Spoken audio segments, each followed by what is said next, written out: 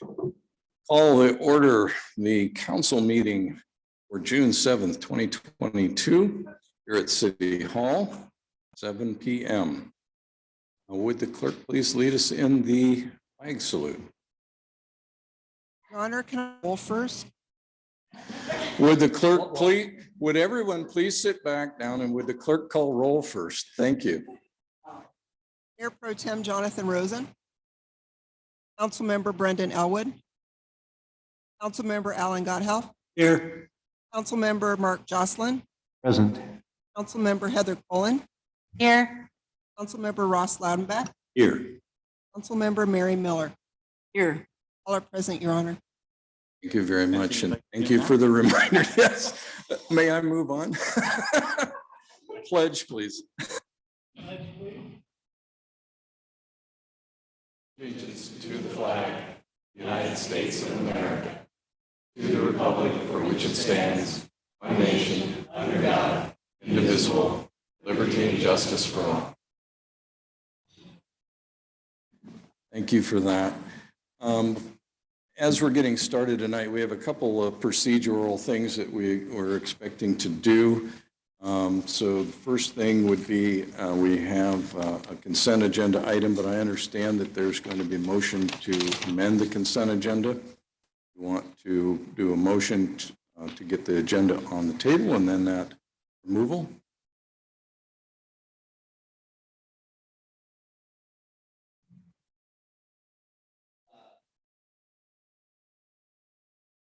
Move item number 4, AB 22-068 from the consent calendar and edit introduction portion of the meeting following item number 13.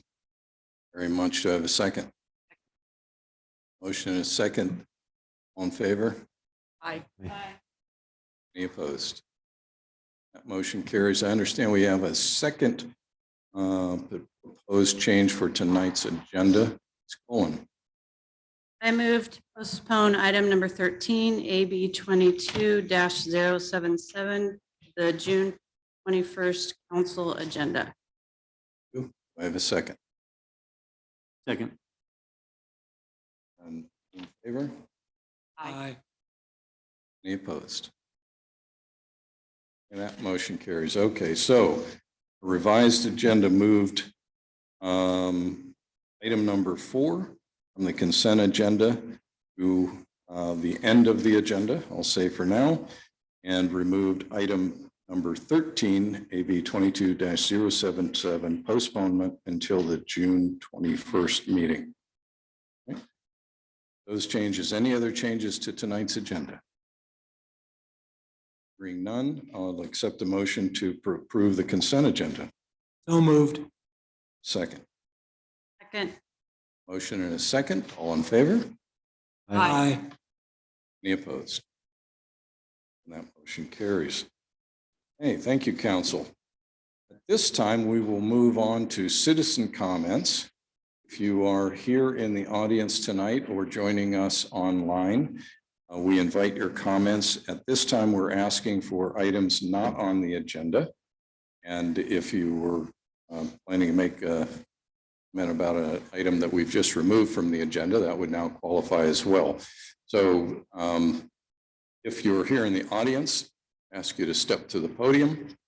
After we have everyone here in the audience who wants to speak, I'll go online. If you wish to speak, please indicate in the chat box or by *9 if you have called in on your phone, and you'll be called up.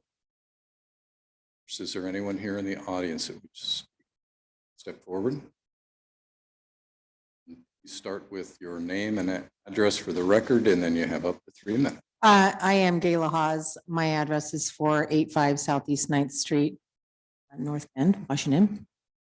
I don't know what the agenda bills are, if they were removed or not, about the topic that I'm going to discuss. So if they are, please let me know. Excuse me, I'm here on behalf of the proposed street tree removal on Skyview Mountain Boulevard. And so I just want to, put in my 2 cents. I don't disagree that the sidewalks are a hazard right now, a safety hazard. The trees are coming up and we're the wrong kinds of trees and that something should be done.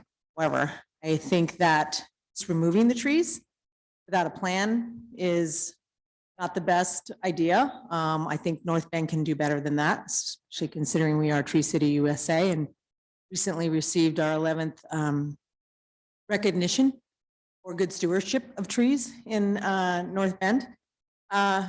This is happening through other neighborhoods, my understanding. That trees are being removed and not replaced without a plan. I know that there's been HOA collaboration or discussions, but I'd like the council and staff to consider the long-term implications of just removing trees throughout neighborhoods. So Forest, Woods, Skyview, La Forest Home. I walked around my neighborhood, some of the newer neighborhoods in the community. I have also noticed those trees are starting to come up. The roots are coming up, encroaching into the sidewalks. So there will be a future them too, some way. And removal without a plan, I just think is not the best move. And I really like to see North Bend consider a little bit more deeply about what we can do to preserve our streetscapes. I will also say that your own website, you quoted planner Mike McCarthy saying trees are a critical component of North Bend's character and identity. We're honored to be recognized by Tree City USA. And the city's work in preserving trees and taking care of natural resources is a plan that we continue to work for a growing valley while implementing thoughtful policies that nurture and protect our trees.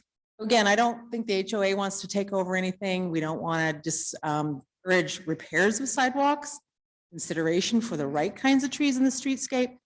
Just, removing, pulling out stumps, this isn't good. And also, since I have maybe a couple of minutes, I want to applaud the city's efforts in being Tree City USA, because a couple of things. Trees help with sound mitigation. They help with environmental cooling. They say neighborhoods are definitely cooler with nice street Make trees. it a They reduce raptor. energy costs and they have higher property values.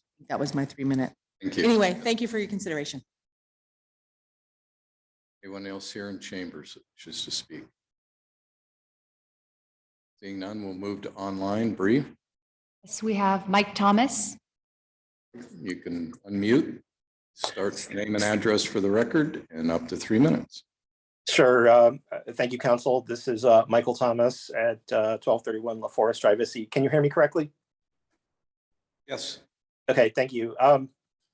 First of all, I'd like to thank the continued use of virtual meetings. No doubt we are continuing in a COVID era, and I appreciate the ability to participate remotely. And for those who might be in quarantine or isolation, this is potentially a great way. And also it protects the people who may be out, and at council and other citizens that might attend. So thank you for your continued support for this. And I think it also improves citizen participation that otherwise may not be able to attend. I also wanted to, spur of the moment, actually add comments in support of the previous commenter about needing to preserve trees. I live in the Forest Home community, and it has been extremely difficult to preserve trees in our neighborhood that have, in the past maybe been planted adjacent to sidewalks. We've gone through troubles of, root lifting, et cetera. They can be saved, but it requires a lot of care and consideration, a lot of cooperation. Sometimes it just may be more cost effective to remove the tree, and this is quite unfortunate. But I do appreciate the prior speaker's support for the trees. I think this needs a little bit more consideration and planning, and also perhaps even revisions to the North Bend sidewalk code to more support trees that may be adjacent to sidewalks, such as, cutouts, moving the sidewalk literally in front of, in favor of the tree. And I've seen this in other cities. For example, the city of Portland, Oregon had an outstanding, tree code that supported this, but it takes a lot of effort to do so. Finally, and last comment, I want to state that we live in an amazing town, and I continue to be touched by citizens with a lot of altruism. And this particular gentleman who's here tonight that deserves recognition for his efforts. It's Mr. Jay Taylor. I know he's at the subject of a controversy, but I would like to thank and commend him for his efforts. And also, I appreciate the council's additional time in considering the ordinance. And I did submit some comment. I know it's been removed from the agenda, but I did want to express my thanks to Mr. Taylor and the council for additional time to consider what's happening here. But this concludes my remarks, and that's all for the evening. Thank you very much. Thank you. No other comments virtually. Right, thank you. With that, we'll close the public comment portion and move to item 11 on your agenda, introductions. This is AB 22-075, motion authorizing interlocal agreement for climate collaboration. Stemming. Thank you. The King County Cities Climate Collaboration, which is a mouthful, which is why we say K4C, is a group of collaborating municipal partners that share the goal of coordinating and enhancing the effectiveness of local government, climate, and sustainability action. The group began informally in the early 2010s as a network of local government staff sharing best practices and information on climate action. In 2014, King County and 39 cities formally adopted a shared target to reduce county-wide sources of greenhouse gas emissions at the county scale. King County and a dozen K4C partners mapped out joint county-city climate commitments to meet targets, which became K4C. I have Rachel with K4C here online to provide a quick informal presentation and to answer any questions you may have. Thank you, Rebecca. My name is Rachel Brumbaugh. I'm the Director of Climate and Energy. Sorry, I haven't called on you yet. I'm sorry. Oh, I'm sorry. Did you want to make this part of the introduction, Rebecca? I just want to be. That's correct. Okay, I'm sorry. Yes, you're fine. Go ahead. Okay, thank you. I apologize for that. My name is Rachel Brumbaugh. I'm the Director of Climate and Energy Initiatives for King County. And I appreciate the opportunity to join you this evening to make a short presentation about the K4C that Rebecca introduced. I'll just talk about some recent work that the coalition has done and priorities for 2022 and beyond, and some brief details about joining. So please feel free to ask questions at any time in the presentation. I know, of course, you're there and I'm here, so just feel free to jump in if you have questions. So what is the K4C? It was founded in 2012, as indicated earlier. It is a voluntary but formal partnership between local governments in King County. And these are governments working together to equitably reduce greenhouse gas emissions, prepare for climate impacts, and provide for the health of residents, economy, and the natural environment in King County. So example focus areas are climate planning, which I'll speak a little bit more about, particularly in with respect to comprehensive planning, green building, climate preparedness and resilience, which is an emerging topic, energy and transportation. So the benefits that we talk about are to amplify our voices by speaking collectively and to raise the profile of local climate action. So I see we've jumped to the next slide. Let me just talk about who else is in the members of the K4C. So as you can see on this map, it is the county and the Port of Seattle and 18 cities. So collectively, the K4C represents 1.9 million residents, or 85% of the county's population. We just very recently welcomed the cities of Bothell and Maple Valley to the K4C. They have joined in the past couple of months, and very excited to see them join the K4C. And you can see that the K4C is made up of urban, suburban, rural, large, and small cities. And one thing that's really important is that everyone has an equal voice. And this is a way to bring forward those voices of potentially of smaller jurisdictions who might not have the staff or the capacity to advocate at the state or federal level. So that's one of the things that we can do, is to bring those voices together. If you want to click to the next one, and we'll talk about recent work that we've done and how we shared resources across the K4C.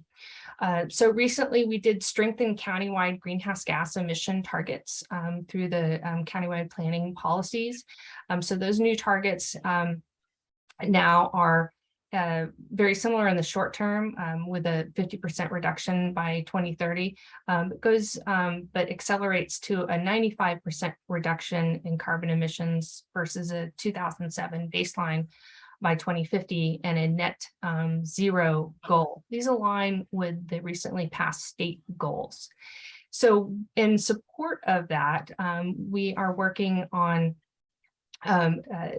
technical analysis about this, how to reach these targets, and measuring and reporting on that progress with an emissions inventory that I'll for the county and for the different cities that I'll talk about in just a little bit more.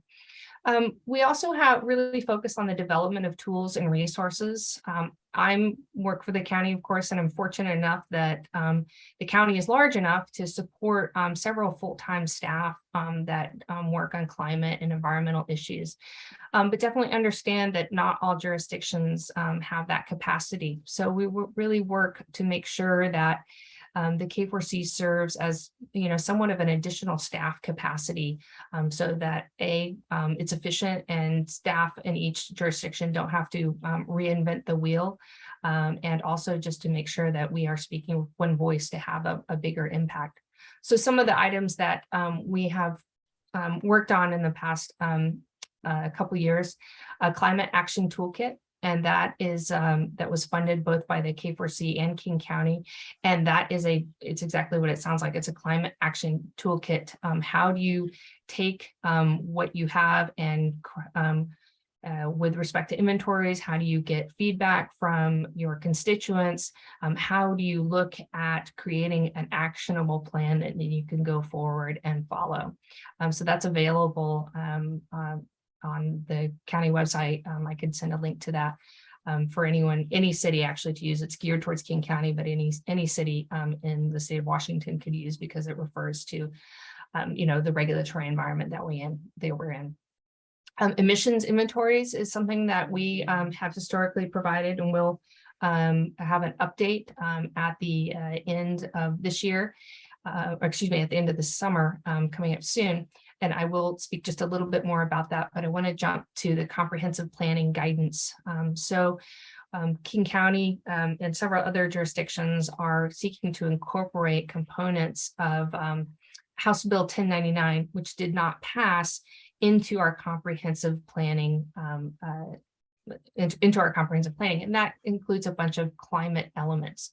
So in order both for our own purposes and for those of our partners, we are mapping out with the help of a consultant and identifying what are these priorities both in reducing emissions and in preparation, and how can we develop strategies and policies that we can drop into the climate, into the comprehensive plan. So that's something we're starting the procurement process now and will be available to everyone.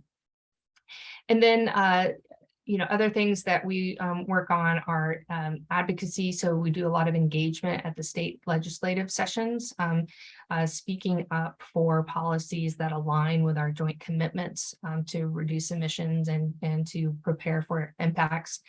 We also jointly participate in utility proceedings and state rulemakings that follow both from legislation and to regulate the investor-owned utilities in there. There's other things that we work on too. There's fleet managers work groups that are sponsored by the K4C.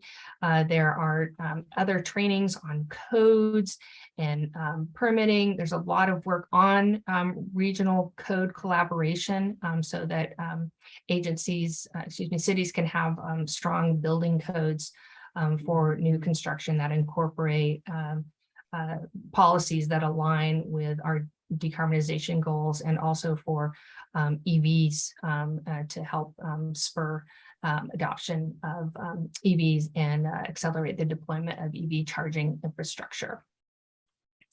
Let's go ahead and jump to the next slide here. This is the emissions, the regional emissions analysis project that I've mentioned a couple times. That is a joint project with the K4C, the Puget Sound Regional Council, the Puget Sound Clean Air Agency, King County, and others. And this is going to be a very comprehensive emissions inventory.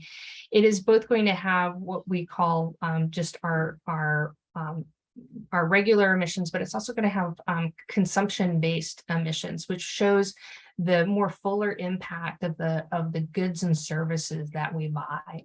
What's really interesting, though, is that it's going to have a baseline emissions inventory for every city in the county, so that cities then can take this basic information, they can pair it with the climate action toolkit and have two key items in order to make a climate action plan to start reaching any kind of carbon emission goals that the jurisdiction has. Let's go to the next slide. Just want to talk a little bit about some of the priorities. I've already mentioned some of these here is our greenhouse gas emissions inventories and pathways to understand that. Climate action plan development. There's very much a peer group resource to help cities get started or advance on developing a climate action plan. Adoption of strong energy and related codes. There's opportunities at the state and state building code council now for residential codes, but there's also a lot of opportunity at the local jurisdiction level to pass strong commercial and multifamily building codes that help bend the arc of carbon emissions for new construction. Advancing local climate preparedness priorities. I think we've all seen that climate change is creating extreme weather that's impacting both operations and our residents. And so we're working to really advance our knowledge and actions there. This is a relatively new initiative in the K4C, which it's been fairly focused on carbon reduction. A couple other things that we are looking at is promoting safety for pedestrians and bikers and rollers and low greenhouse gas emission transportation strategies. This may seem like an odd thing for a climate organization, but if residents feel safer biking, rolling, walking, they will do more of it versus driving, and that will help reduce transportation related emissions. So that's something that's of interest, other than just being safer for our residents in their cities. A couple other things here: emergent funding for local climate action. At the last elected official work session, we had a presentation from King County's federal lobbyist highlighting what some of the opportunities will be coming down from the federal government in both transportation and in the built environment. We're tracking that very closely and want to make sure that we're in a good position to take advantage of some of this funding. And then, as I mentioned here, integrating climate into comprehensive plans is something that is obviously a priority for this year. So how do you join and collaborate? So as I mentioned, this is voluntary, but it is formal, but in some ways it is informal. So staff meets about once a month. We do ask in the interlocal agreement that every partner allocate staff resources to attend a monthly meeting and to participate in the work that gets done.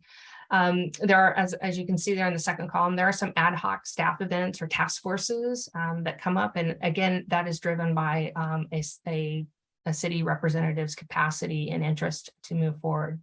For elected officials, there are a couple opportunities to engage. Executive Constantine hosts a elected official work session twice a year. We also have a town hall that follows that, and I could speak a little bit more to that later.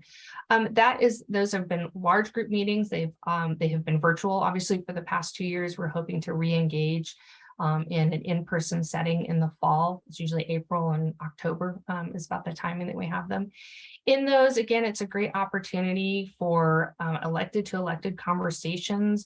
We bring forward speakers or have presentations or bring forward a policy question that aligns with the work that we're trying to do. So for example, We had presentations about federal funding and about transportation safety. We've also had conversations about how do we spur more green, affordable housing. So those are the type of conversations there. The executive invites all elected officials throughout the county. So any elected official is welcome to attend. And then the elected official work session, this is a voluntary group of elected officials who want to do more. They engage heavily during the legislative session, and then we meet monthly afterwards that, and other than during session. And that is just an opportunity to really engage more deeply on some of the policy and investments, and indicate and help advance the work. And it can be a very free flowing. Again, that's something that there's not a set representative from most cities, and it's usually those who have opted to join in. So let's stop here. That's really the super high level presentation. I know that my colleague Matt Kuharek made a presentation to the Economic Development Committee a couple weeks back. So I'll just stop here and see if there's questions that folks have that I can respond to. Thank you, Rachel. Council, I'm curious if you would like to wait for potential questions until we introduce the motion after we take. There was a lot of info there, Rachel. I know, and I appreciate that. Appreciate that. So this time, if you would like to, if you're a member of the public and would like to speak to this agenda item, if you're here in chambers, please step forward to the podium. Finish with that. Online. Here in chambers. Seeing movement. 3. Michael Thomas would like to speak. Cool. Same rules as usual. Thank you, Mr. Mayor. Michael Thomas, 1231 LaForest Drive, SE. I'm encouraged actually to see greater sharing of information and collaboration on matters of the environment and climate in our county. North Bend is very painfully aware and has a very sensitive community when it comes to the environment. I certainly appreciate the emphasis on reducing, carbon and emissions. I'm hoping to see in this collaboration, which is voluntary, an emphasis on things like temperature, impacts to precipitation, both rain and snowpack, and certainly also to related topics such as wildfire. North Bend is a particularly environmentally sensitive area. Our rivers are unfortunately too warm and don't have enough flow. We all know about the problems of mitigation in the city of North Bend, and that really affects our water supply. I'm also increasingly concerned about wildfire in our area, and of course, drier, hotter summers are of grave concern considering our proximity to forest land, both in terms of the city, fire spreading within the city, as well as nearby forest fires that equally can spread fire into the city. We have a heavily treed city, and again, in deference to the earlier comments, some of our areas are more than 70% treed, others maybe 50%, and that actually places them in higher categories. So I'm encouraged to see greater sharing, and at least to get some of the information more widely on the table. Again, I would like to see information such as that, and it's great to hear also about initiatives that reduce carbon emissions. Thank you, and I look forward to hearing more about this in the future. This concludes my comment. Thank you very much. Thank you. No other virtual comments. Hey, Ms. Miller, I believe this came through your. Ready? Most definitely did, Mr. Mayor. Okay, I'd like to make a motion. Motion to approve AB 22-075, authorizing the mayor to enter into an interlocal agreement, climate collaboration, subject to form and content approved by the city attorney, county, and participating cities of county. Good. Motion, do I have a second? A second. Ms. Miller, would you like to speak to the item? There's an awful lot of information. Thank you, Rachel, for pointing out all that. Much appreciated. So I won't be too long in my commentary. I stand in, obviously, to go forward in this direction of collaboration. I think City of North Bend being a rural town with a small population still in comparison to the other cities that are represented, my belief is that anyway, that we have a voice at the table is super important, valuable. So we are very uniquely placed as a mountain town next to the foothills here in the valley. We've got wildfires that are concerns to a lot of people out there, including myself.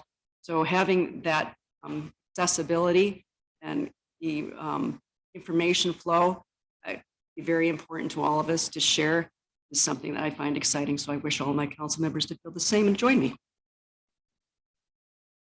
Mr. Elwood?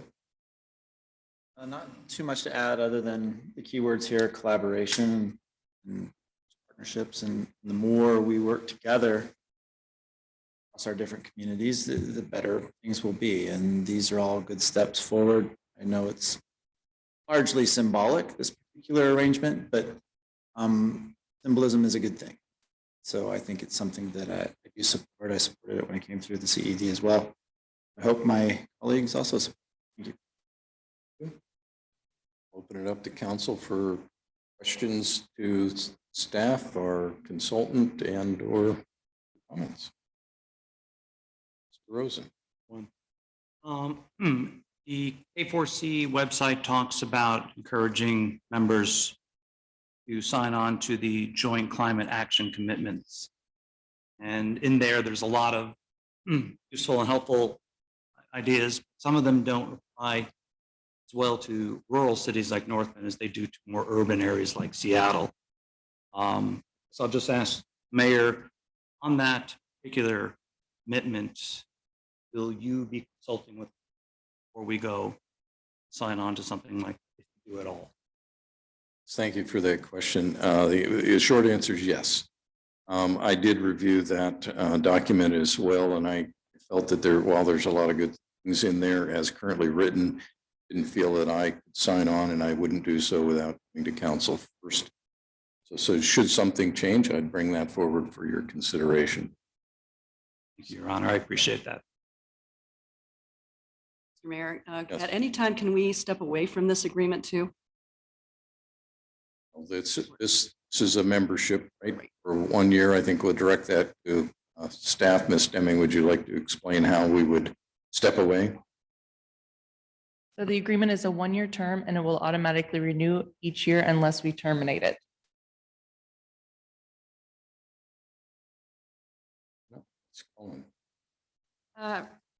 Rachel or anyone can answer this question. Can you give some recent examples of some things K4C has done for climate collaboration?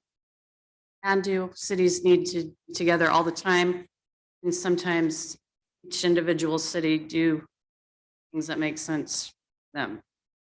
Maybe I can touch a little bit. She mentioned a few of the items during the presentation. One of the big ones is the greenhouse gas emission inventory for all cities. And that's something they funded. Even cities who are not participating in K4C are going to have the benefit of that. One of the reasons I brought it to you is because it really, the biggest benefit I see is basically additional staff, additional help. You know, they help, I've seen them help cities with grant applications or do joint grants between the groups to bring projects and money for projects to the cities. And so that was the big thing I saw.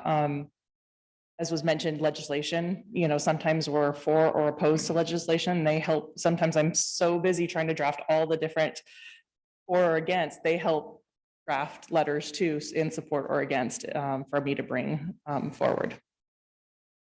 That answers your question. Rebecca, to be perfectly clear, this wouldn't put added stress on staff.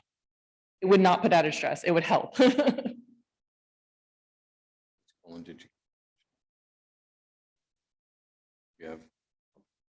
If I may add, Mayor or council member, you know, I just want to address the question that the council member had and just a previous point is that Rebecca mentioned sign-on letters, and those sign-on letters that we circulate, and I could forward some examples at a later time. It is not required, obviously. The sign-on letters are typically drafted by executive staff at the county.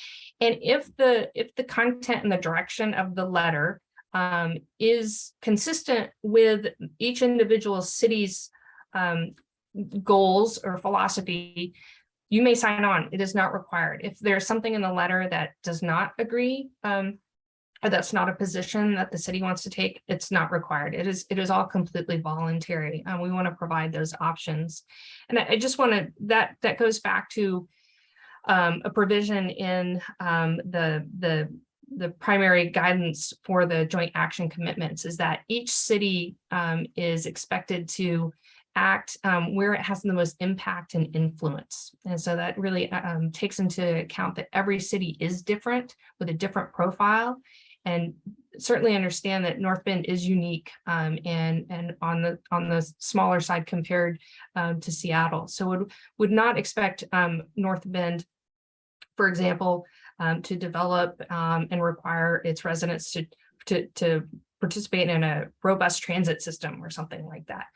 Would really, should you join the K4C, expect the North Bend to advocate for a lot of its residents' concerns, like we just heard about, like wildfire risk and stream temperatures and water quality and things like that. So I wanted to add that in there as something that's important to how the organization works together. Mr. Lombeck.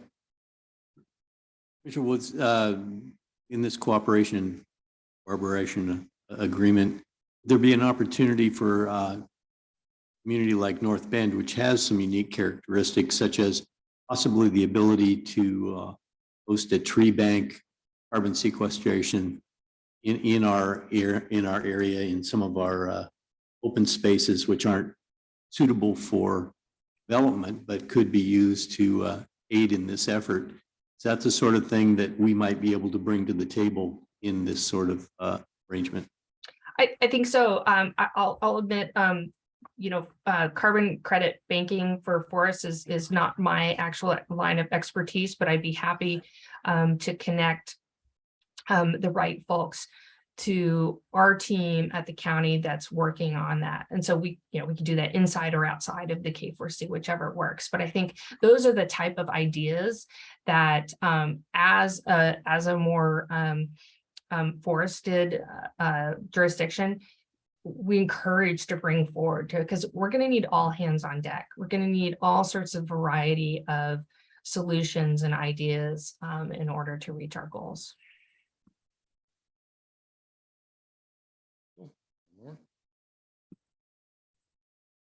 Seeing none.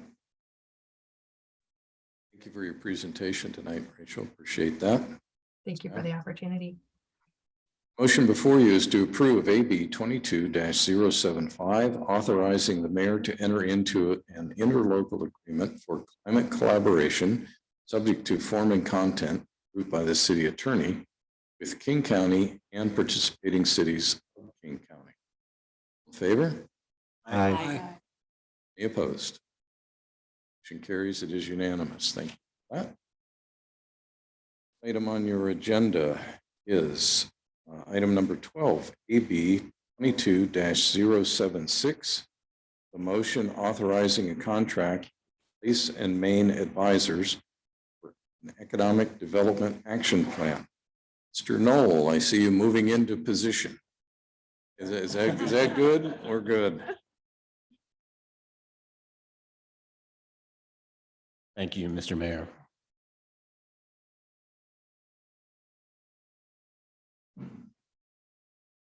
Okay.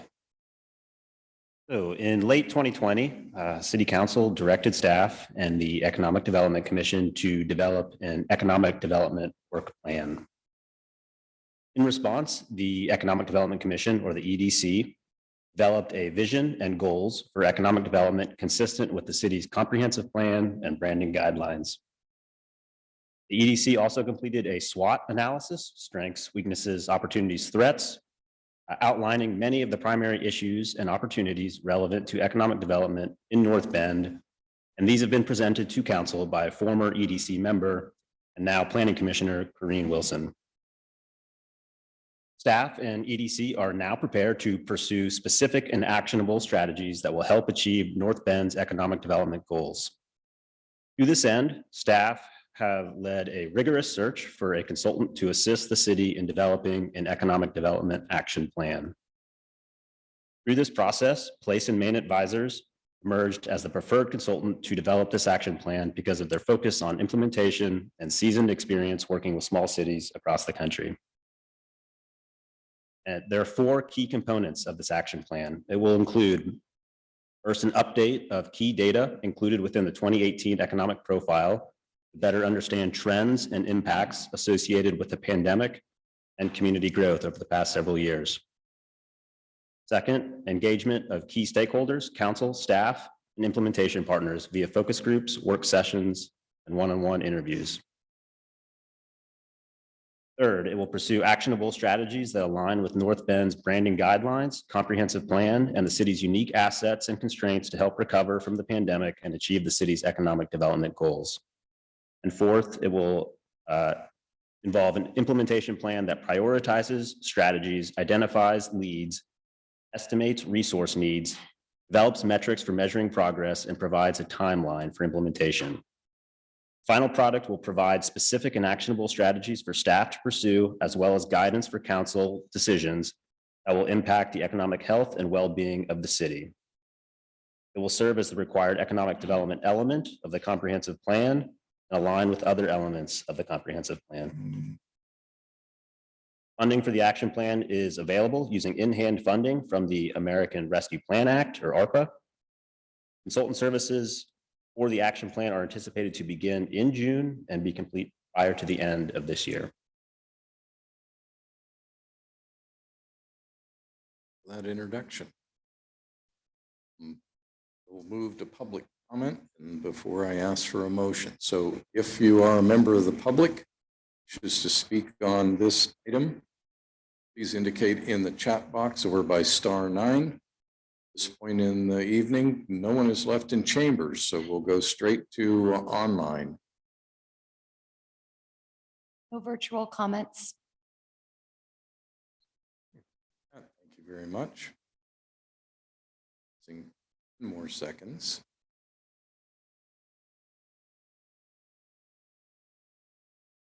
Ms. Miller, I believe you're up. Thank you, Mr. Mayor. Okay, I'd like to. Thank you. Motion to approve AB 22-076, authorizing the mayor to sign a contract with Place and Main Advisors for development of North Bend Economic Development Action Plan, form and content approved by the city attorney, an amount not to exceed $52,500. A second. Motion and a second. Ms. Miller, would you like to speak to the? Thank you, sir. I will be brief. To the point, I think we've been waiting quite a while for a develop an economic development action plan. So I stand in my level of excitement to pulling on it. What we come up, all the hard work. Thank you, Mr. Jocelyn. For a second. It was. Yes, I think that, running city requires a lot of hands on deck, and the more better information that's available to the folks engaged in that activity, the better off we all are. And this is a great opportunity to do exactly that. We certainly support it and would encourage the council to do so. So open up.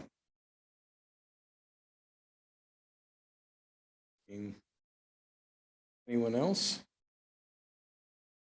One? I guess I'm wondering, we picked this consultant and they're from Michigan and they've helped cities in Arkansas and Alabama, but nothing on the West Coast. And I'm wondering if cultures are different and I don't know what I'm. Mr. Hull? So Place and Main Advisors is currently working in the city of Pullman, Washington. So they do have now some West Coast experience, but we do hope that yes, so bringing a fresh perspective and fresh eyes to this area. Mr. Elwood. And the other thing to think about on this, and thank you for that fresh perspective, is just the methodology. In reviewing the methodology and the interviews, the focus on one sessions. As long as that is sound and intact, in line with what we'd expect to have from professional consultative services, I think we're fine. But that's, when I reviewed it, I was like, okay, this makes sense just from a methodology standpoint.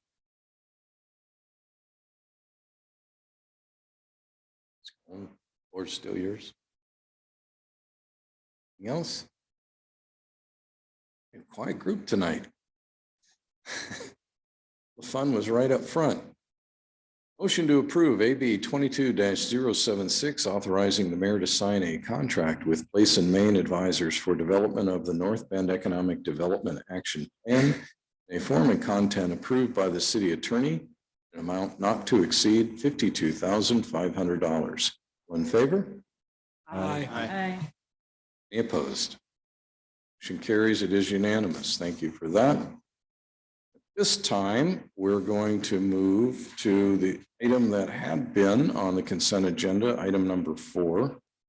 This is AB 22-068, resolution awarding an annual sidewalk repair project to R.W. Scott Construction. Mr. Ricos, where are you? There you are, sir. Right here. Good evening, Mayor. Thank you. And City Council. I'll try to make this a little more, this one fun, enjoyable for you. So first off, a brief staff report, a little background. This is year number 2 of the neighborhood sidewalk repair program. In my mind, the primary 3 goals of this program are to improve public safety. That's for all our pedestrians out there that are walking these sidewalks that we've got a lot of trip hazards.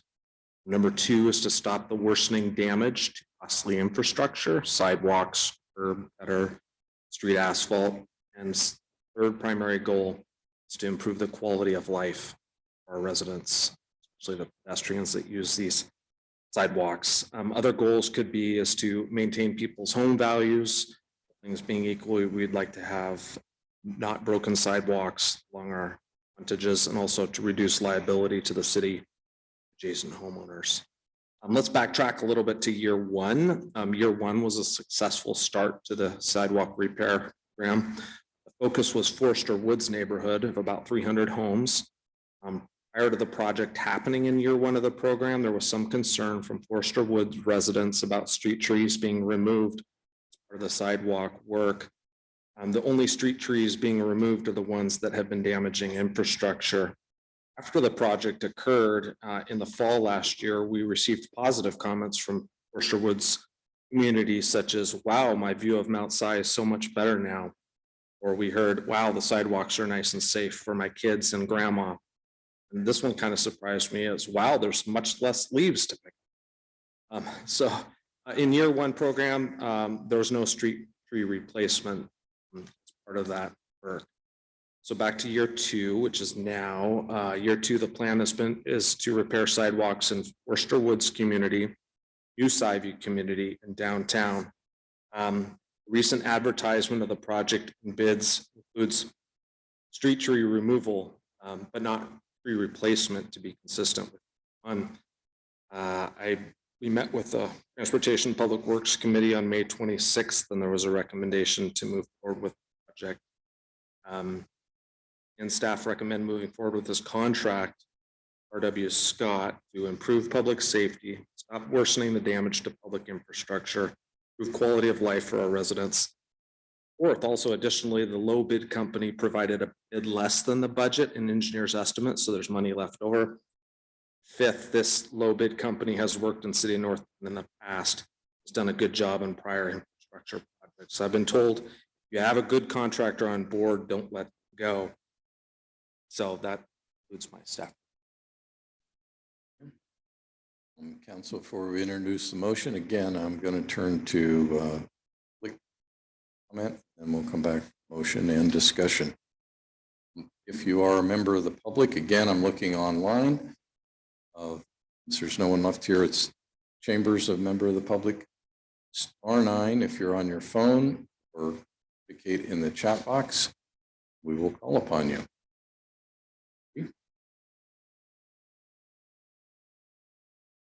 No virtual comments at this time. Mr. Loudenback, I believe this is your committee. Absolutely, Your Honor. You'd like the motion to be? I would All appreciate right. that.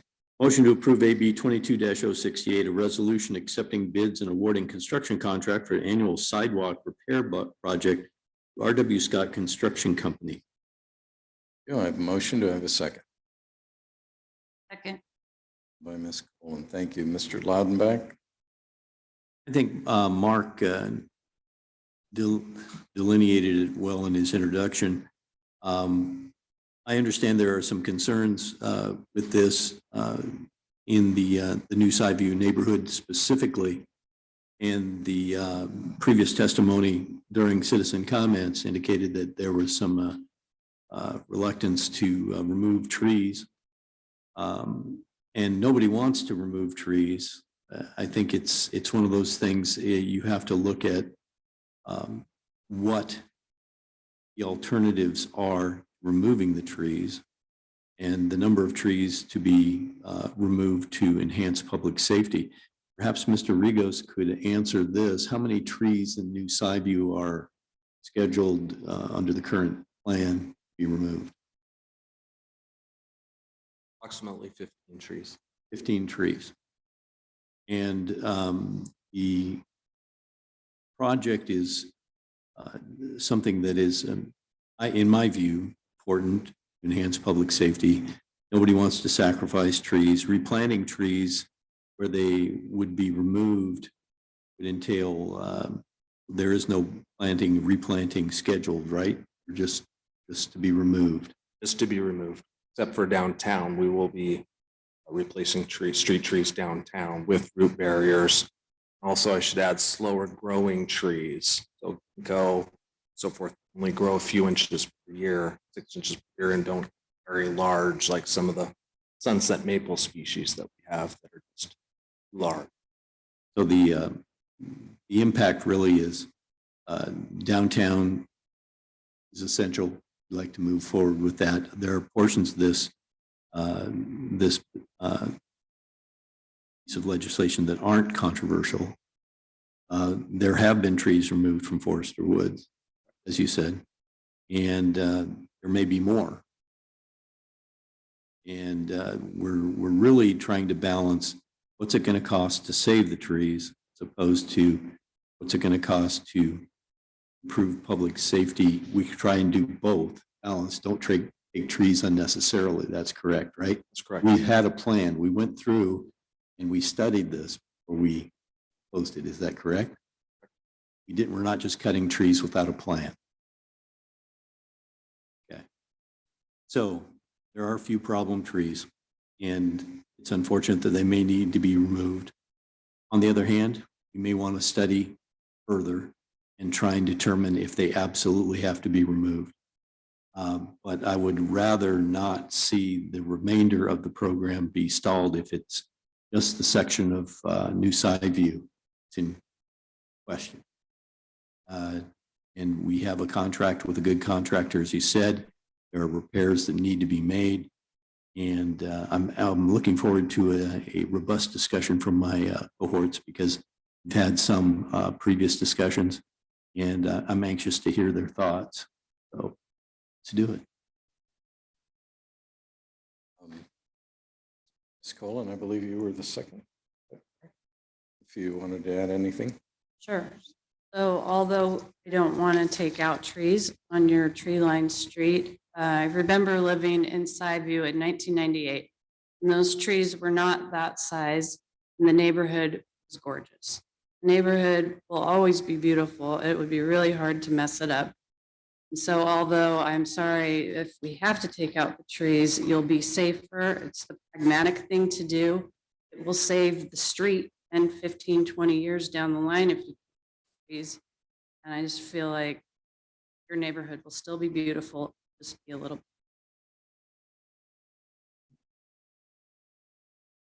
Rest of council?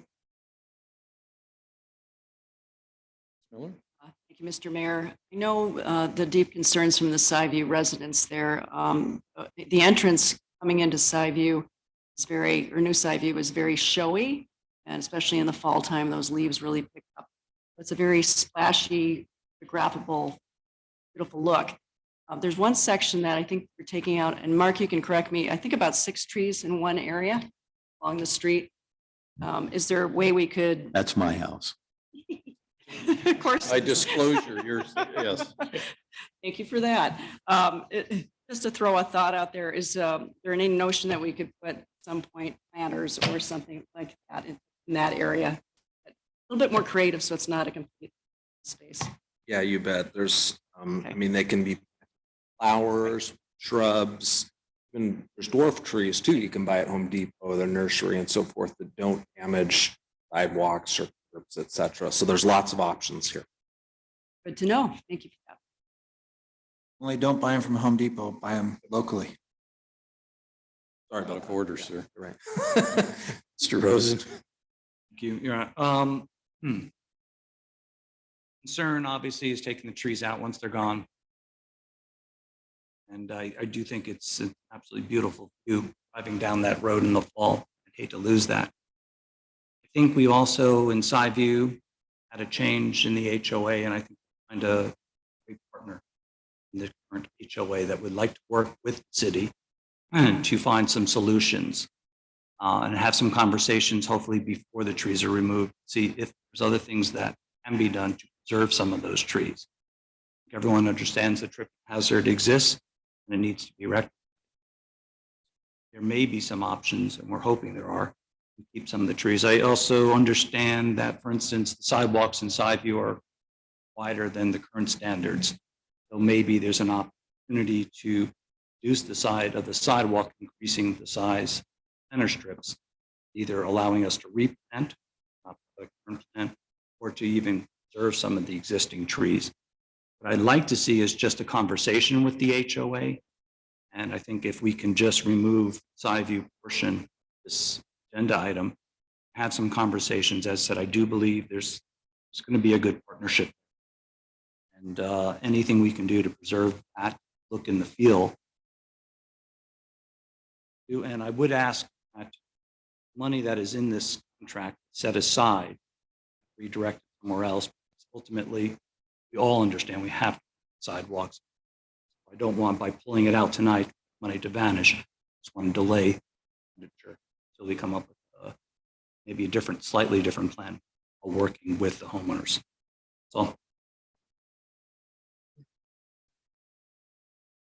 That's Um, Yes, so I was wanting that money redirected and maybe to the east side of town where we don't have any sidewalks and we don't need more trees. You don't want those sidewalks fixed. I'd be happy to redirect that to other areas of town. Yeah, as I said, I don't think what I was mentioning was not sidewalks. It's something that has to be done. I just want to come up with a little better. I'll just ask Mr. Rigas for clarification to make sure we're all on the same page. This is an ongoing program. We have a long list of areas to, and we're not expecting this to be the end budgets for this type of activity. So if we went forward with the current, doesn't mean we wouldn't be back a new budget. Is that? That's my hope. Yeah, that we newly have other hazards in the new Skyview community. A few other neighborhoods have some trip hazards. There's a few more in Forster Woods, and so we'd like to continue this. And then for Ms. Colin's benefit, I understand you were mentioning, I think you said specifically where there's sidewalk, not where there isn't sidewalk. Everything is a separate program that council last year. I'm expecting that to go forward as well. So I just to be sure we're all clear on that. We have two ongoing programs. Still council's choice on obviously whether they choose to fund or not. Mr. Godwin. Yeah, I'm kind of in agreement with what Mr. Rosen said. And my biggest concern, and Councilman Miller made that comment, is there's a couple areas where you're really just taking out all the trees in one little section. So I think it's going to be a stark contrast of one section empty and then another section not empty. And so my, kind of looking at there is a way we can do maybe every other. If you take a look at them, some of them are pretty close. The other thing is to the point of other people, we do talk about being a tree city and trying to preserve our trees. And that is really a unique look coming into Mountain View for that. I agree we need to fix the tripping hazard. I think we should make every effort in just about every place to save trees if we want to call ourselves a tree city. Awesome. Yeah, thank you, Mayor. First house I bought, 103 West California Street, Urbana, Illinois, had been lived in by students for a decade or two. It was not in good shape. It had a bathroom upstairs that was small, it had carpet in it. You can imagine, a student house with a carpet in the bathroom that probably hadn't been cleaned in who knows how long. It took me years living in that house until I figured out a way that I could actually reclaim it and renovate it, and that is if I moved the toilet. Till that moment, it didn't occur to me, didn't appreciate that, you can actually move an existing toilet in a house. I'll circle back to this in a minute. I came to this conversation about trees and sidewalks late, not on Transportation Public Works. I wasn't here last year for the contract going forward. I do live in New Sideview. There is no question, but the sidewalks are unsafe and need to be fixing. I think that everyone agrees. Above question. Appreciate all the hard work and effort that's gone into doing that and addressing that to address public safety, and that's the rationale and that's the justification. The city has other values in addition to public safety. Public safety comes top of the list. But so upon learning of the trees plan, and I was driving by seeing the white X's and learning that tree is going away, and studying and measuring and mapping and informing myself and interacting with staff, and coming to better appreciate the scope. I started first with there's no replacements. Well, there must be replacements. We can't be tree city. We like trees. It makes sense. They increase, and I could read the whole list from Snoqualmie's Urban Forest Strategic Plan from 2014 that our neighboring city put together. They have an arborist on staff. There are different approaches to urban forest and how you address it. So replacements. Well, replacements aren't going to happen. I've come to learn the replacements are happening for the downtown section, which I think is very important, makes it more meetable. But I pretty quickly got from replacements to why take the trees out in the first place. A tree is an incredible asset. It has real value, monetary value. People, and so to cut down any tree, you should pause and think. Consider the value of that tree sitting there. People would pay thousands of dollars to drop a tree into their yard or who knows where. These things, look at what we talked earlier. We joined the K4C, climate action as a group to try and promote climate change. Every tree, folks, is important. And so then I moved not to replacement, but how do we not cut down trees? I want to know what it's going to take for us to not cut down trees, or at least to stop and pause and give fair consideration to every tree before we do. And I have not become convinced. My very brief interaction with staff, trying to learn the history and looking at the bid documents and the maps. The trees in front of North Bend Theater are slated to be cut down. Well, they will be replaced. But you can move a sidewalk just like you can move a toilet. No, all it takes is a will and a way. And it's not been demonstrated to me that full consideration was given to the range of alternatives. The city of Seattle has 30 pages on ways that you can address, ameliorate, I was just in Seattle yesterday. That city's been sitting there forever, and it has landscape strips with trees coming out of them like you wouldn't believe. And the sidewalks, no, it is an ongoing struggle, but it's worth investing in and preserving, and not just stepping up and cutting down a tree because it's messing with your sidewalk. Mr. Rosen pointed out 8-foot versus 4-foot sidewalks, and now I'll circle back. I'll try and wrap this up. But that section between 5th and 6th Street and Mountain View Boulevard, you drive down that street in the fall and it is spectacular. And I challenge you to find any place around here that has that much color in it. This place is green. I'm from the Midwest.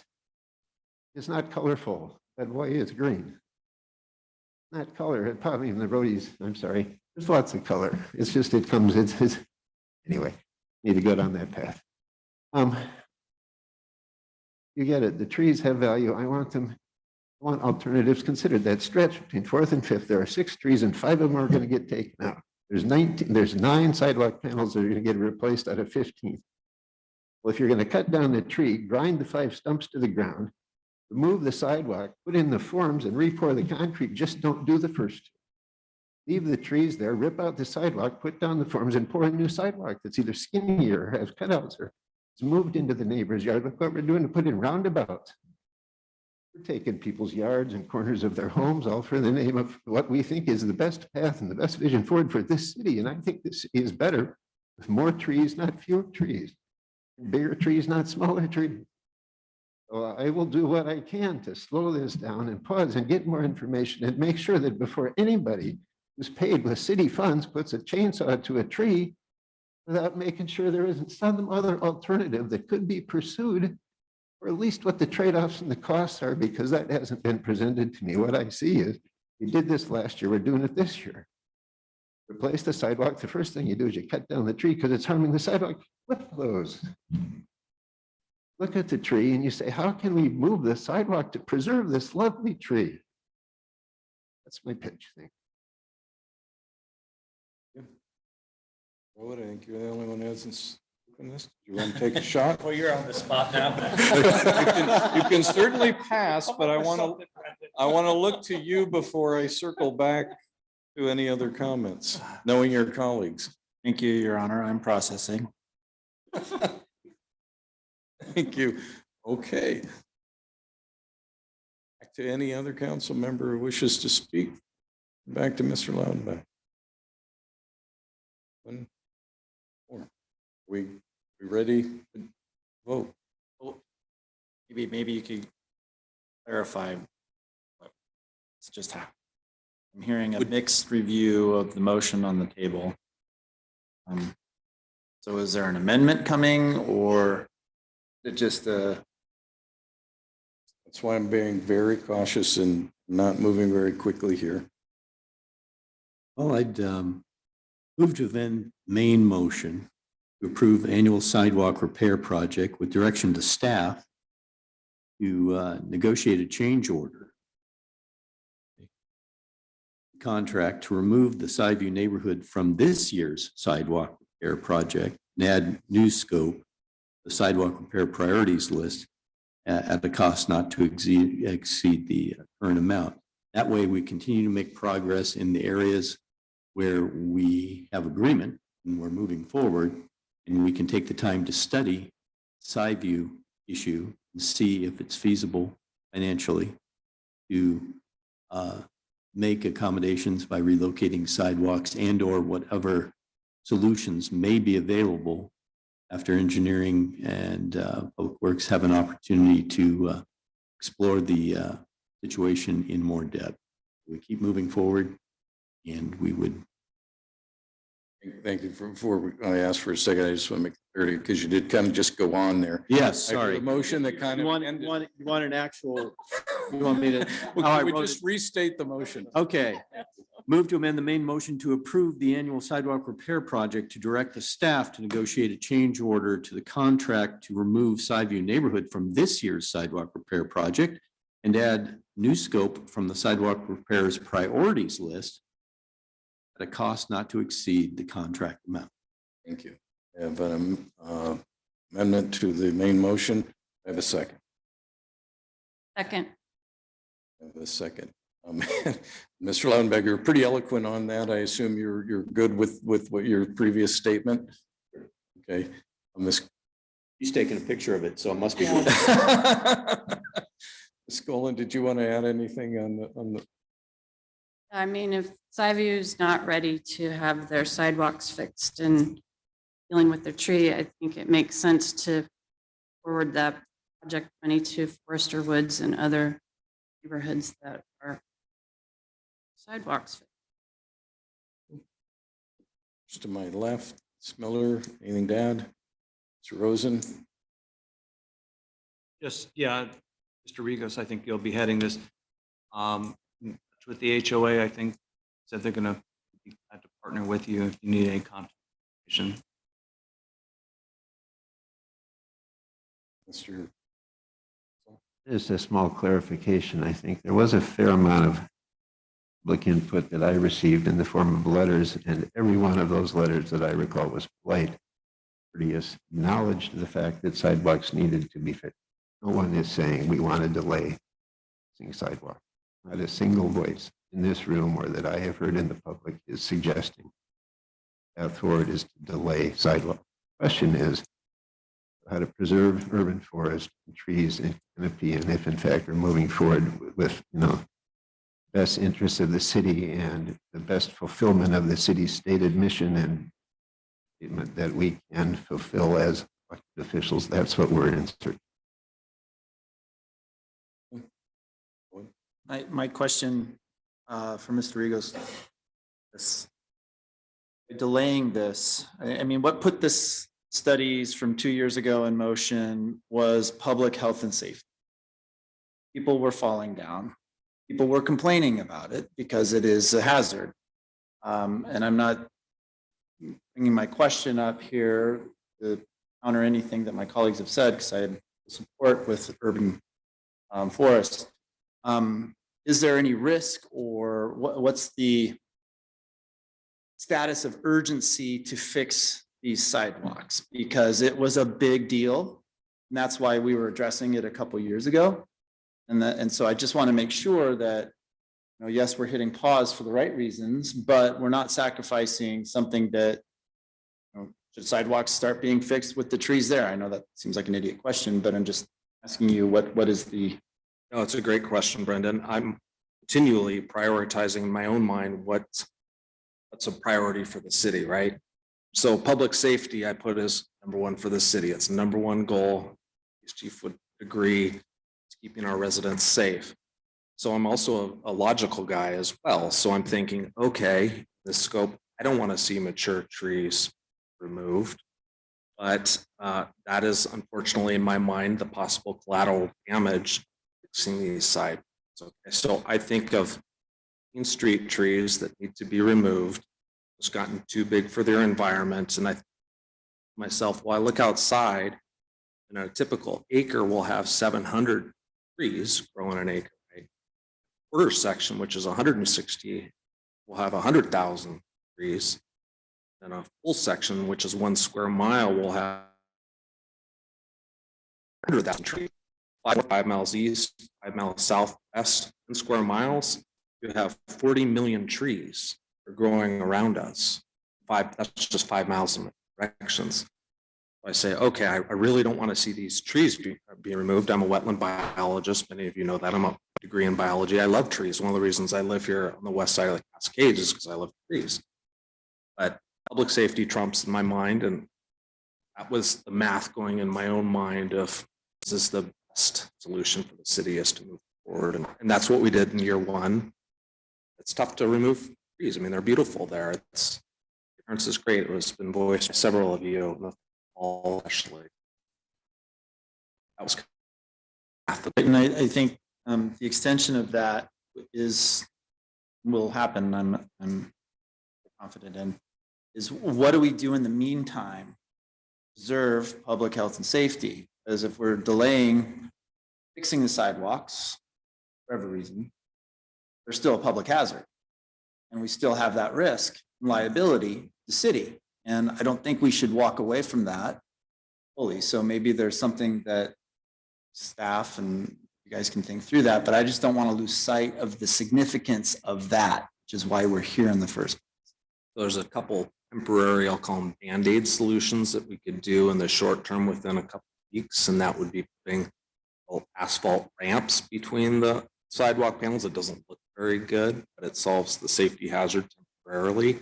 Option one. Option two is we can rent a concrete saw, scalpel the edges of the concrete so that they're flush. So you can do some of that only staff, but it's a Band-Aid solution, right? So there's And that's fair. And thank you for bringing that up. And then that goes to the question, which would be to the motion and the change order. Because we'll be applying a temporary solution while we solve the tree situation. Are there additional costs above and beyond what the change order will satisfy? We need to contemplate in this. I don't have those with me, what those costs would be, but certainly afford it. Budget solutions that I just spoke. I'd assume that'd come back. Or TPW or city council. I think it's, in some of the areas that would work. I have some concerns, and I'm wondering if it would be worthwhile if you could talk with the association. There are a couple areas that I don't see it's getting away without removing the tree, unfortunately, in at least two spots where it is pretty high. So is there, I don't know, I don't want to add to your work, but maybe we get an agreement within those areas, that it is, that at least you're thinning a little area. There's at least two places that I'd be concerned with work. Some are worse than others, you're right. Mr. Rosen. I just don't know what we can do tonight, get a commitment from the city to at least do a Band-Aid approach while we try to figure out motion on that, or how do we address that? Sounds like. Yeah, I mean, what Mayor Sturigos is saying, I believe, find some staff time for these Band-Aids, as we're calling them, temporary solutions. And I believe within the existing budget, we would have, again, because we're talking about below cost in a very, very small area. It's still, yes, I think we would be able to do it within existing. Yeah, I think we could, there's probably two options here. Option one is just doing it with staff time. So there's no contract separately. We're renting a concrete saw, our streets group, somehow finding the time to do it amongst their other duties that they do for the city. Or option two is somehow change order it into this contract. We negotiate with that little bit contract. Just keep it in-house and just get it done while we try this out if that works. Well, and I wanted to follow up on that. Mr. Gotthelf had the notion of, well, there's a couple areas which kind of put this an idea in front, right? A couple areas may not be able to be saved. Maybe there's some others that are. What concerns me, and I just want to be sure that all council is understanding, is that we're kind of in a chicken and an egg where we can't really take time, go out and kind of negotiate, or so to speak, one by one, or with the choice, this one versus that one, et cetera. You're going to have some faith in your staff to figure out which ones just need to stay in the contract and go, and which ones can be treated in the temporary if that's truly the case. I mean, maybe they come back and they say, look, we figured out a temporary fix for all of them. But we're getting pretty granular if we start trying to determine here tonight, tree by tree, what we want to do, right? So that's just my caution. The notion of some temporary fixes using internal staff separate from the contract. I think what I was saying is to do temporary on some of those areas, you're not going to be able to, and is the point. So if we're going to pull it out, then there's going to be a couple areas I don't think you're going to be able to fix. And, so that's one. I understand your statement. And then as we move forward, I want to make sure that whatever we do is, if SiView wants to be involved in it, make sure that they have their input and provide what they want. And if it requires additional funding, maybe some shared funding to keep that, if that's what SiView wants. Right, I think based, and I'm going to take this statement and obviously the motion maker jump in, but the notion here is we're buying time to have those conversations and look at a broader option here. That's not going to happen in this time frame of this work. So there's a lot of conversation, pricing and different options. Goes to Mr. Gosselin's concern about how do we preserve the trees where we, that asks for a lot of different as well. And what I'm really trying to say is that there's areas you're not gonna be able to fix. Let's at least let people know that. I mean, I don't think, even and maybe Mr. Regos can tell me, I'm not sure, an asphalt rise on them is gonna fix them. So I just want to make sure that people are prepared for what we can fix based upon where it sits, not have false hope.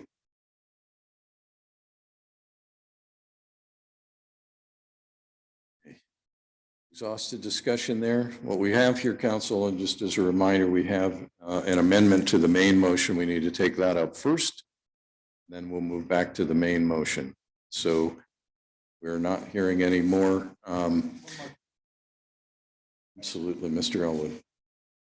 And just to confirm, I mean, we're targeting one specific neighborhood here. And we're going to take this consideration here. We need to apply that for all of the other places in the community. So are there any other areas where this is going to become, and we don't have to debate this now, but just want to realize the fact that, yes, it's important for side view, but this same approach needs to be applied elsewhere. And so if we do have trip hazards and other public health and safety issues, and we're going to start suspending this across the community, we need to start thinking about those temporary fixes as well. So I want to lose sight of that and just make it clear that we're not just applying it to one neighborhood. Awesome. Totally agree. I am seeking very much for an overarching framework that the city adopts that it's a higher priority or brings a little more weight to consideration before trees get cut down, period, full stop. I don't think there's any disagreement here on council, or I think we are highly in agreement on all of it. Sidewalks need to be fixed, that trees are worth preserving, that there is a path forward. I believe it's possible to move sidewalks. Question of what it takes. One's real willing to be forthcoming and say, well, absolutely, that's a great idea. Of course, you should move the sidewalks. If somehow they're there and so they get to stay there, well, you get to at least explore the notion of what it takes to move a sidewalk. Leave it at You feel like there's some bias on Skyview versus Forester Woods or La Forest Homes, and that we're fixing their sidewalks, but it looks like we're giving more priority, or it feels like, by changing sidewalks in Skyview, which is completely biased and not fair to the rest of the neighborhoods in the city. I'm happy to propose an amendment that the downtown area also be removed from funding tonight, and we can have that conversation as well. We can handle this in one of two ways. That's either a friendly amendment to the amendment offered. I can look at my legal counsel and confirm I'm on solid ground procedurally, or it can be, or we can vote on the First Amendment or offer a new amendment. So I would first, so in regard to a friendly amendment, I'd have to look to the motion maker to see if he's willing to accept. My time at Jurassic Parliament told me there are no such things. No such thing. Is that Speak correct? louder then to me, so I hear it.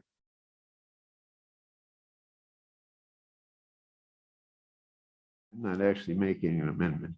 Not offering an amendment. I'm not offering Okay. an amendment. All right. Takes us back to the amendment that it was offered.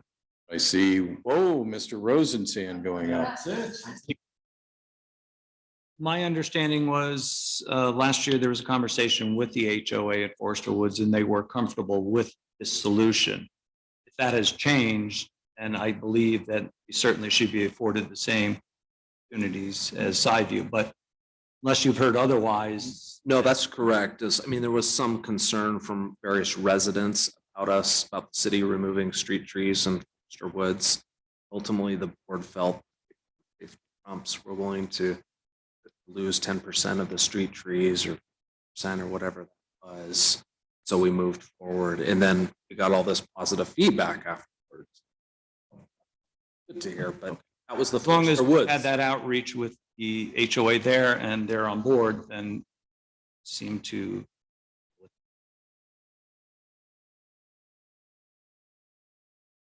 Okay. I'm going to say it's time to vote on the amendment. Believe I have this correct here in front of me. So the amendment to the main motion is to, and Mr. Laudenbach, please listen carefully. Move to amend the main motion to approve the annual sidewalk repair project. The direction to staff to negotiate a change order to the contract, remove the Skyview neighborhood from this year's sidewalk repair project, and add new scope from the sidewalk repair priorities list. It costs not to exceed the. Accurate? It is exactly what I made the motion to, yes. All right. So on the amendment, I'll ask, all in favor? Aye. Any opposed? The amendment carries. Back to the main motion.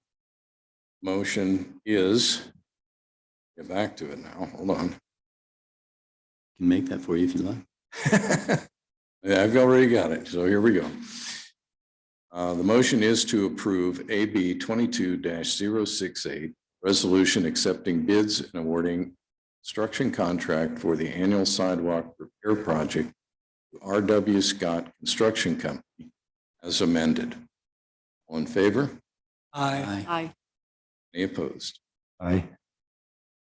Motion carries 6-1. Mr. Jocelyn voting no. Very much for that. Let's see, that brings us to the end of the agenda bills. We'll move on to mayor, council, and administrator concerns and initiatives.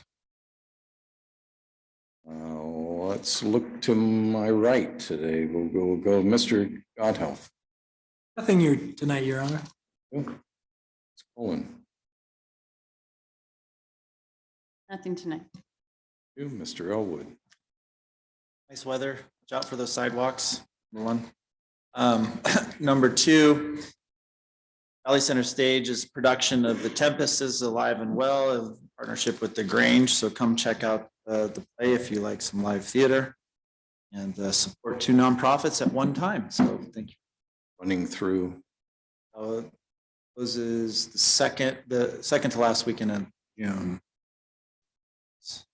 So it's Thursday, Friday, Saturday, Sunday matinees, closing weekend of 19th. So Sunday the 19th. Mr. Johnson. Thank you. I advocate for trees. I do cut brush. I took advantage of the city's yard waste recycling program this weekend and very much appreciate it. Thank you. Mr. Laudenbach. Congratulations for another successful jazz walk downtown.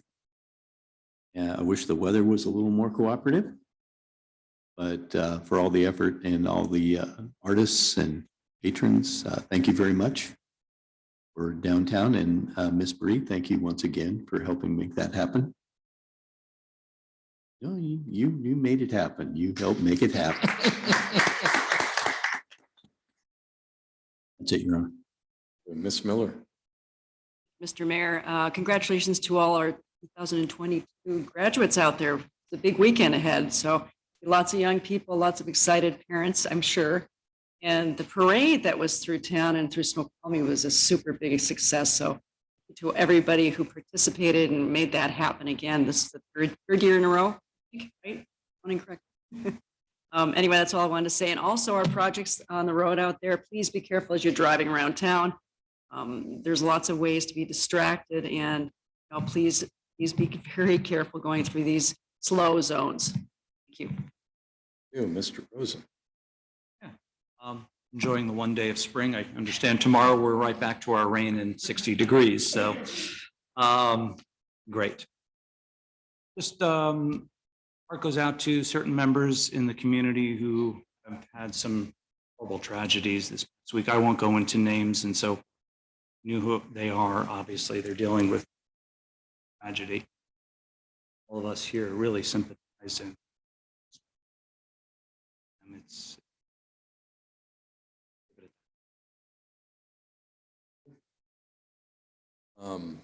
I would so congratulate the Jazz Walk in the day after nearly the wettest month, May on record.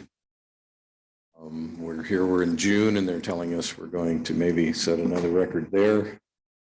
So our one day of sunshine, I hope somehow miraculously turns into a little bit more, even though keeping us with moisture. Beyond that, looking forward, Northwest Railroad Museum is now selling tickets for the steam train rides for Father's Day weekend, June 18th and 19th. Yes, apparently we've got 2 Father's Days now. I don't know. We doubled up on Mother's Day. I'm not sure, but at 18th and 19th. 2-hour train ride departs from either North Bend or Snoqualmie Depot and features a stop at the Railway History Campus in Snoqualmie Falls. Tickets can be purchased online at thetrainmuseum.org. So save the date for Saturday, July 16th for the North Bend Block Party.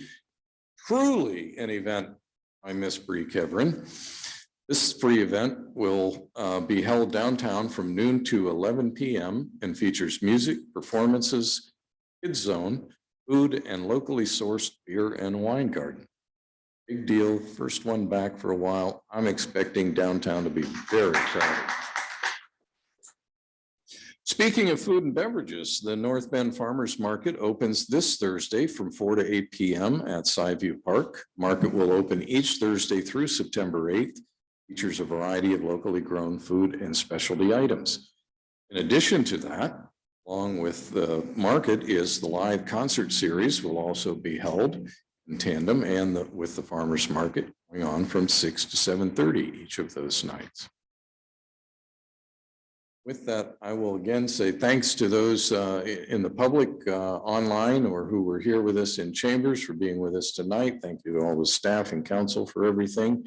At this time, we will now be going into executive session to discuss performance of a public employee pursuant to RCW 42.30.110(1)G and potential litigation pursuant to RCW 42.30.110(1)I and property acquisition pursuant to RCW 42.30.110(1)B. This executive session is expected to last approximately 90 minutes. As there is no action to take following the executive session, videotaping of the meeting will now stop. Night, everyone.